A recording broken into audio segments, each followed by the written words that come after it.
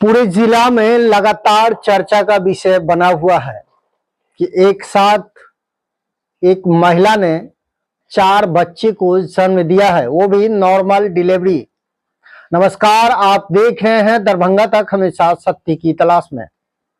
जी हाँ, मैं बात कर रहा हूं लहरियासराय दोनार स्थित आद्या हॉस्पिटल की, जहां के ऑपरेशन मैनेजर विजय पासवान की देखरेख में इस नॉर्मल डिलीवरी को सफल बनाया गया है। आपको बता दें कि उन्होंने जानकारी देते हुए कहा कि जो पेशेंट हैं नीलम देवी, जब वो हॉस्पिटल में आई थी तो बुरी हालत में थी। उनका अल्ट्रासाउंड किया गया और बच्चे को डॉक्टर की टीम ने सफलतापूर्वक नॉर्मल डिलीवरी से 4 बच्चे को नीलम देवी ने जन्म दिया है, जिसमें 2 लड़का और 2 लड़की हैं। यह पूरा जिले में चर्चा का विषय बना हुआ है। प्रधानमंत्री और बिहार के मुख्यमंत्री नीतीश कुमार कहते हैं कि हम 2 हमारे 2, भगवान नहीं देते हैं, अगर देते हैं तो छप्पर फाड़ के देते हैं। अब ऐसी महिला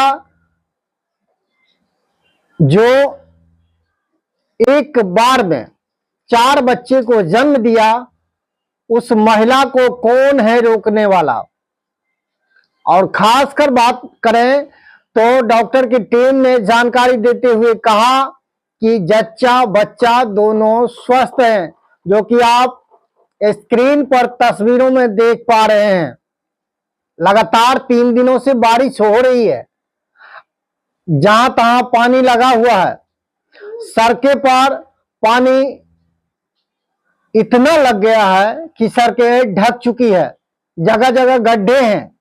आप देख के चलें, क्योंकि पानी के होने के कारण आपको पता नहीं चलेगा कि कहां गड्ढा है कहां नहीं है, और आप गिर जाइएगा, एक्सीडेंट हो सकता है। गाड़ी को संतुलित बनाकर चलें। आपके क्षेत्र की कोई समस्या, घटना, दुर्घटना की जानकारी हमारे चैनल के दिए गए नंबर पर दे सकते हैं। खबर को लेकर अपनी प्रतिक्रिया कमेंट बॉक्स में जरूर लिखें। बने रहिए दरभंगा तक में। डॉक्टर की टीम और पेशेंट नीलम देवी, जो 4 बच्चे की मां हैं, उन्होंने क्या कुछ कहा है, सुने विस्तार से। है क्या? कब एडमिट हुए और कब डिलीवरी हुआ? कब आए थे यहाँ, भर्ती कब हुए थे? 4 घंटा के बाद। क्या? 25 तारीख को। नहीं, 4 घंटा के बाद डिलीवरी हुआ। हाँ। तो नॉर्मल डिलीवरी है? हाँ, नॉर्मल डिलीवरी है।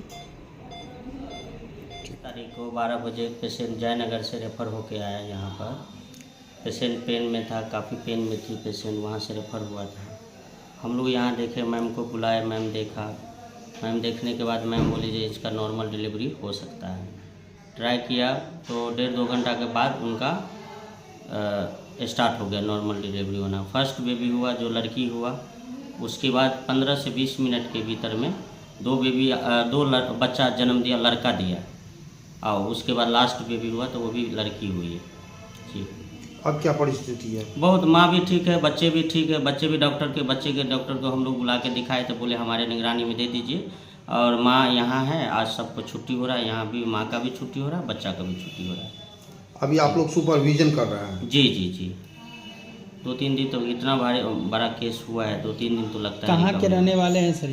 ये जयनगर के पास एक गांव का नाम हमको याद नहीं है, गांव का उतना। अच्छा। जयनगर ही बगल में ही, जयनगर के बगल में ही घर है इनका। तो क्या इससे पहले भी आप लोग ऐसा केस?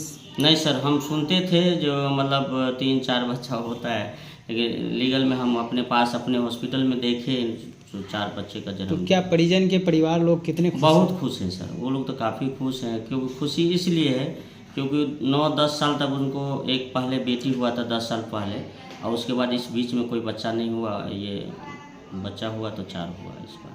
क्या नाम हुआ आपका? मेरा विजय पासवान हुआ, आद्या हॉस्पिटल में ऑपरेशन मैनेजर पोस्ट में यहाँ पे हूँ। देखिए, ये जो पेशेंट है, पेशेंट की जो उम्र है वो करीब 32-34 साल की उम्र है। पेशेंट हमारे पास एक रेफर पेशेंट आई थी, जयनगर से पेशेंट आई।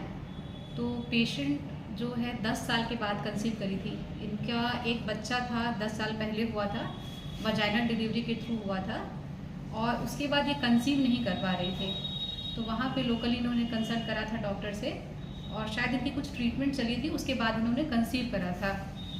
जब ये हमारे पास आई थी तो ये रेफ़र होके आई थी, क्योंकि इनका जो प्लेटलेट्स काउंट था वो बहुत ही कम था। इनका प्लेटलेट्स जो है वो काउंट था 30,000 काउंट सा। तो जो नॉर्मली है वो हम मानते हैं कि करीब 1-1.5 लाख के आसपास एटलीस्ट होना चाहिए प्लेटलेट काउंट, और प्लेटलेट काउंट कम होने से ब्लीडिंग होने की संभावना होती है।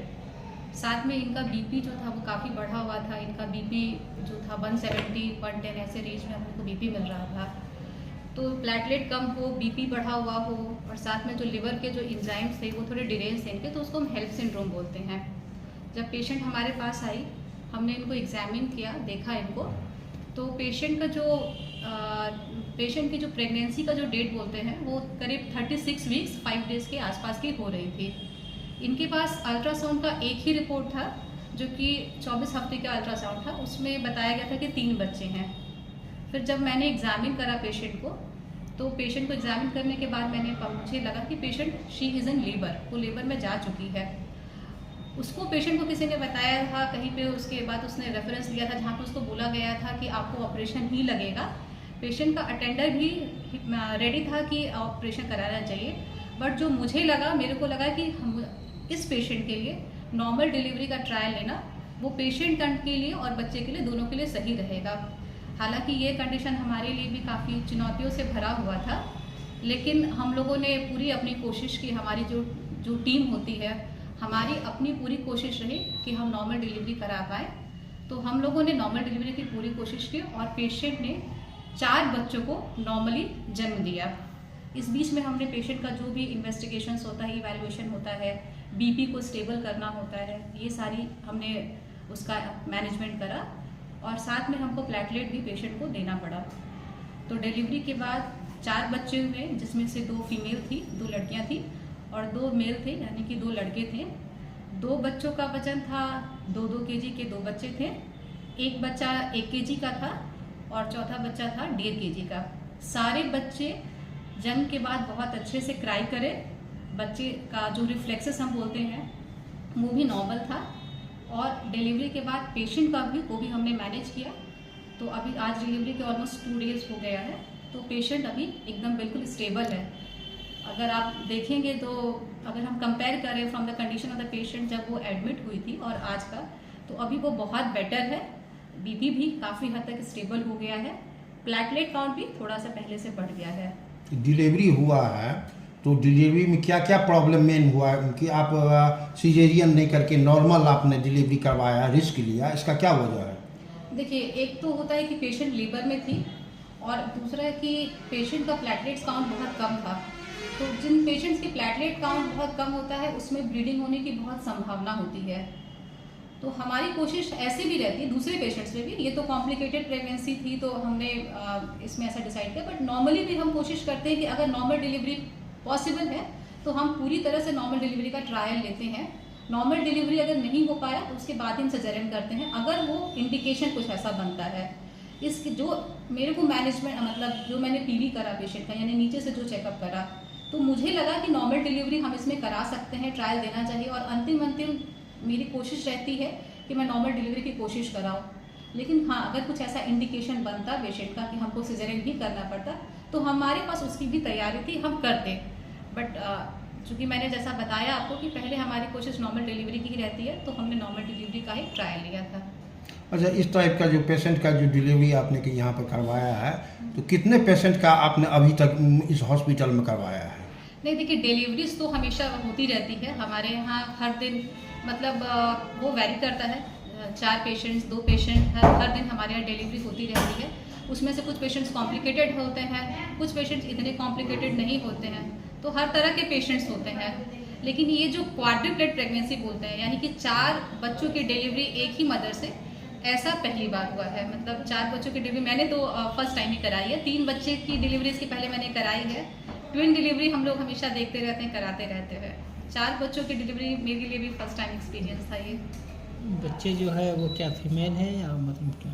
देखिए 4 बच्चे हुए हैं, तो 4 बच्चों में से 2 बच्चा मेल है यानी कि लड़का है, और 2 बच्चियां हैं, 2 फीमेल्स हैं, लड़कियां हैं 2। तो क्या ऑपरेशन करने के समय में काफ़ी ब्लड की आवश्यकता पड़ती है, तो क्या मैं किस प्रकार से उसका ब्लड? प्लेटलेट तो हमने वैसे भी ट्रांसफ्यूज किया था क्योंकि प्लेटलेट काउंट्स बहुत ही कम था, लेकिन ऑपरेशन के बाद ब्लीडिंग होने की संभावना उसमें ज़्यादा होती, और जो रिकवरी होता है वो टाइम थोड़ा ज़्यादा बढ़ जाता है।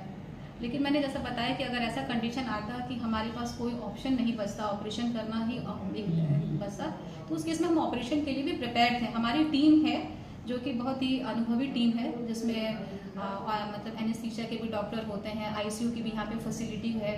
हमारी तो टीम हमारी पूरी तरह से यहाँ पे अनुभवी टीम है, तो हम हर कंडीशन के लिए प्रिपेयर्ड रहते हैं डिपेंडिंग अपॉन द सिचुएशन। तो ऐसे पेशेंट के लिए आपने टीम बना करके तब ऑपरेट किए, अभी नॉर्मल डिलीवरी करवाया? हाँ जी, टीम तो हमारी हमेशा रहती है, हर चीज़ के लिए हमारी एक टीम होती है, क्योंकि एक टीम वर्क होता है। एक कोई सिंगल बंदा कोई किसी चीज़ को नहीं मैनेज करता है।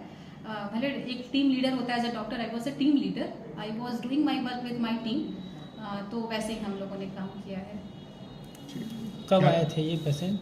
ये पेशेंट हमारे पास 25 सितंबर को एडमिट हुई थी, करीब 12 बजे के आसपास में। क्या उसका मतलब था लमसम? पेशेंट की हिस्ट्री थी कि उसको पानी गिर रहा था करीब 12-14 घंटों से, और दर्द हो रहा था 3-4 घंटे से।